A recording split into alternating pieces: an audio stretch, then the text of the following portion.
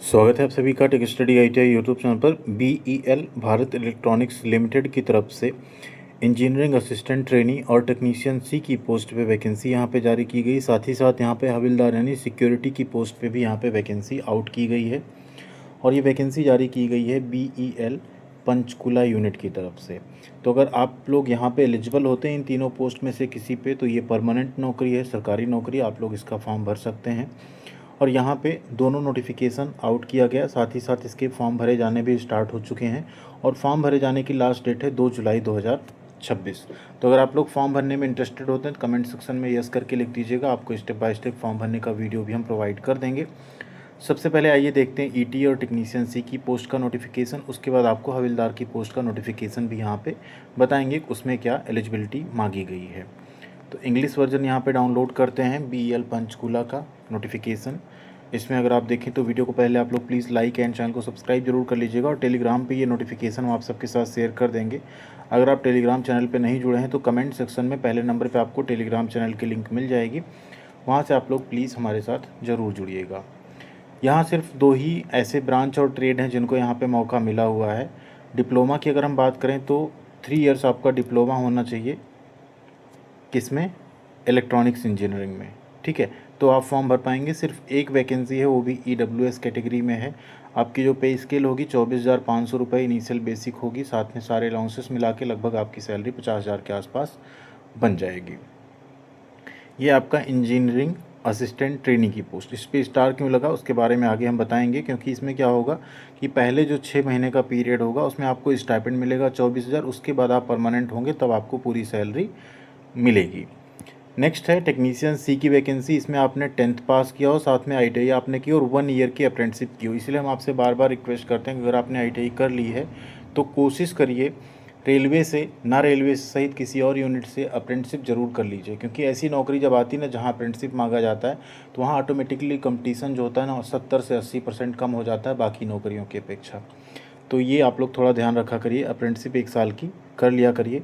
इसमें age limit है 28 साल। ट्रेड कौन सा एलिजिबल है? Electronic mechanic. 6 वैकेंसी है, अनरिजर्व में 1 है, EWS में 2 है और OBC नॉन क्रीमी लेयर में 3 वैकेंसी है, ठीक है।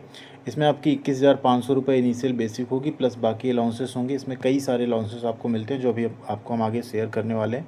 फैसिलिटीज़ आपको BEL में काफ़ी मिलती हैं। अब ऑल इंडिया कैंडिडेट यहाँ पे फॉर्म भर सकते हैं। एज लिमिट 1 जून 2026 को कैलकुलेट की जाएगी, 18 साल से 28 साल तक। कैटेगरी वाइज अगर बात करें तो OBC को 3 साल, SC ST को 5 साल, PWD को जिनकी 40% तक डिसेबिलिटी है उन्हें 10 साल की छूट मिल जाएगी। इसके अलावा EWS कैटेगरी में अगर आप भर रहे हैं तो उसके लिए आपको प्रॉपर सर्टिफिकेट जो है लगाना पड़ेगा, उसमें आपको कोई एज में छूट नहीं मिलती है। बात करें यहाँ पे एजुकेशनल क्वालिफिकेशन, तो जैसा हमने आपको बताया वही सेम रहने वाली एजुकेशनल क्वालिफिकेशन, बस जो एग्रीगेट मार्क्स हैं वो 60% रखे गए हैं, PWD के लिए 50% रखा गया है, ठीक है, डिप्लोमा के केस में। और यहाँ अगर बात करें टेक्नीशियन सी तो इसमें परसेंटेज का कोई क्राइटेरिया नहीं है, लेकिन आपने 10वीं प्लस ITI प्लस अप्रेंटिसशिप की हो तभी आप यहाँ पे फॉर्म भर पाएंगे, ठीक है, ये होना चाहिए। या आपने 10वीं के साथ 3 साल की, तो 3 साल की तो अप्रेंटिसशिप होती नहीं, 2 साल की अप्रेंटिसशिप प्लस 1 साल का एक्सपीरियंस होता है फिर, तो आप इसका फॉर्म जो है भर पाएंगे। अब एक्सपीरियंस की ज़रूरत तो यहाँ रखी नहीं गई है, एक और कंडीशन यहाँ पे रखी गई है कि रजिस्ट्रेशन आपका होना चाहिए किसमें? हरियाणा एम्प्लॉयमेंट एक्सचेंज में, ठीक। मतलब यहाँ पे अब एलिजिबल वही होगा जिसका हरियाणा एम्प्लॉयमेंट एक्सचेंज में रजिस्ट्रेशन होगा, अगर नहीं है तो फिर आप एलिजिबल नहीं है इसका फॉर्म भरने के लिए। तो बेसिकली देखा जाए तो हरियाणा स्टेट के ही कैंडिडेट यहाँ पे जो है फॉर्म भर पाएंगे। सिलेक्शन आपका कंप्यूटर बेस्ड यानी CBT टेस्ट होगा, उसी के बेसिस पे आपका यहाँ पे सिलेक्शन होगा। और एक और कंडीशन यहाँ पे जो सिलेक्शन आपका रहेगा उसमें एग्ज़ाम का 2 पार्ट होगा। पार्ट 1 में आपके जनरल एप्टीट्यूड के 50 मार्क्स के पेपर होंगे, जिसमें आपका general mental ability, logical reasoning, analytical comprehension ability, basic numeracy, data interpretation skill और जनरल नॉलेज के क्वेश्चन होंगे 50 नंबर के। और अगला टेक्निकल एप्टीट्यूड 100 नंबर का होगा, जिसमें टेक्निकल जो आपका ट्रेड है उससे रिलेटेड क्वेश्चन होंगे, जैसे डिप्लोमा के केस में इलेक्ट्रॉनिक्स इंजीनियरिंग से और ITI के केस में इलेक्ट्रॉनिक मैकेनिक ट्रेड से। क्वालिफाइंग मार्क्स पे मत जाइए, इतनी कम वैकेंसी में मेरिट बहुत हाई जाएगी। बट अगर आप इलेक्ट्रॉनिक मैकेनिक्स हैं तो आपको इसका फॉर्म भरना चाहिए, अगर आप एलिजिबिलिटी पूरी कर रहे हैं उस केस में। सीबीटी एग्ज़ाम आपका जुलाई अगस्त 2026 में कराया जा सकता है। इसके अलावा पे एंड अलाउंसेस की बात करें तो आपको क्या क्या मिलेगा उसको आप यहाँ देख लीजिए।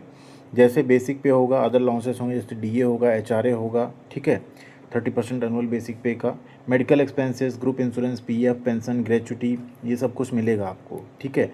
एप्लीकेशन फ़ीस 590 रुपये, SC ST PWD ex serviceman की यहाँ पे कोई फ़ीस नहीं लगेगी, ठीक। फ़ीस आपको कैसे पे करना है तो SBI ऑनलाइन के थ्रू आपकी जो फ़ीस होगी वो पे हो जाएगी, उसमें जो SBI कलेक्ट है उसी के थ्रू आपको पे करना है। जब फॉर्म भरने का वीडियो हम बनाएंगे तो उसमें आपको स्टेप बाय स्टेप समझा देंगे कैसे आपको फ़ीस पे करनी है।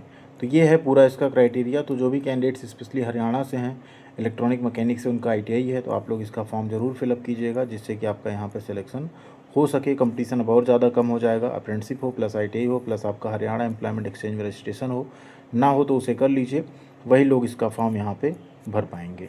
बाकी अगर आपका कोई डाउट, कोई क्वेरी हो तो आप लोग कमेंट सेक्शन में ज़रूर लिखिएगा, हम वहाँ पे आपका रिप्लाई ज़रूर करेंगे। 2 जुलाई लास्ट डेट है फॉर्म भरने की, उसके पहले पहले आप लोगों को फॉर्म भरना होगा। अब बात करें जो सिक्योरिटी गार्ड की पोस्ट है उस पर क्या मांगा गया है। तो सिक्योरिटी गार्ड की जो टोटल वैकेंसी निकाली गई वो है 6, लेकिन इसमें 10वीं के साथ 15 साल कम से कम आपने इंडियन आर्म फोर्सेस में काम किया हो, तब आप फॉर्म भर पाएंगे, ठीक है। 43 ईयर्स एज लिमिट यहाँ रखी गई है। 3 वैकेंसी रिजर्व में, OBC में 1, EWS में 1, SC में 1 है। सैलरी आपकी कितनी होगी? 20,500 इनिशियल बेसिक है, सारी चीज़ें मिला के लगभग आपकी 35 से 40,000 इनिशियल सैलरी यहाँ पे बनेगी। इसमें भी सेम कंडीशन है, सिटीजन ऑफ इंडिया, बट यहाँ पे भी देखते हैं हरियाणा एम्प्लॉयमेंट एक्सचेंज वाला क्राइटेरिया रखा गया है या नहीं। क्वालिफिकेशन वही है, बस आपका जो है रजिस्ट्रेशन होना चाहिए। डिस्ट्रिक्ट सैनिक वेलफेयर जो बोर्ड है उसमें मैंडेटरी है। नॉलेज आपका हिंदी का नॉलेज होना चाहिए और आपके पास एक्सपीरियंस 15 साल का आर्म फोर्सेस है उनमें काम करने का होना चाहिए, तभी आप यहाँ पे एलिजिबल रहेंगे फॉर्म भरने के लिए, ठीक है। फॉर्म ऑनलाइन ही भरना है, जैसा भरा जाएगा फॉर्म, दोनों का फॉर्म सेम तरीके से भरा जाएगा, उसी तरीके से आपको यहाँ पे फॉर्म भरना पड़ेगा। बाकी सारे पैरामीटर इसके भी उसी तरीके से सेम है। इसमें एम्प्लॉयमेंट एक्सचेंज वाला मैटर जो है नहीं आएगा, बट आपका इसमें डिस्ट्रिक्ट जो सैनिक कल्याण बोर्ड होता है उसमें आपका रजिस्ट्रेशन जो है मैंडेटरी रखा गया है, ठीक है। रजिस्ट्रेशन आपका डिस्ट्रिक्ट सैनिक वेलफेयर बोर्ड में होना चाहिए, तभी आप लोग यहाँ पे इसका फॉर्म भर पाएंगे।